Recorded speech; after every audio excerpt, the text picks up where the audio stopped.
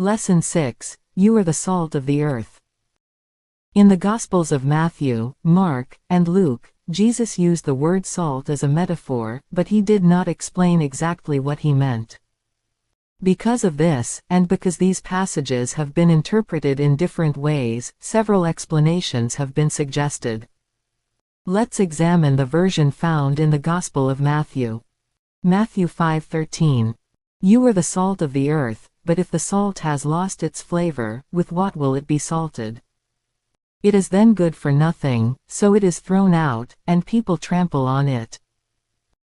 Some Bible scholars have tried to explain this passage by looking at the different uses of salt in ancient times. While that can be helpful, it is also important to consider the context. In the book of Matthew, these words come right after the Beatitudes. In Mark and Luke, they are found in passages where Jesus speaks about the sacrifices his followers may have to make, and the perseverance needed to stay faithful to the gospel. In all three passages, Jesus is talking about the character and way of life of his followers. He emphasizes the qualities they should develop, and the process of spiritual growth and purification that leads to holiness. For this reason, it seems likely that the saltiness Jesus spoke about refers to a virtue or quality that his followers should seek to develop and preserve. Regarding the use of salt, the Old Testament teaches that offerings presented to God on the altar were to be seasoned with salt. In addition, a covenant sealed with salt symbolized a faithful, lasting, and unbreakable commitment. Paul says in the book of Romans that Gentiles who embrace the gospel of Jesus, and devote themselves to God, are like an offering made to him. It can therefore be said, that just as the physical offerings presented to God were seasoned with salt, spiritual offerings must be seasoned with holiness in order to be pleasing to him. When these ideas are considered alongside the passage in Matthew 5, it is reasonable to conclude that the saltiness Jesus spoke of may refer to holiness. Seeking and maintaining holiness can be understood as a commitment of faithfulness to God. It means setting yourself apart for Him, and making a sincere effort to live in a way that pleases Him.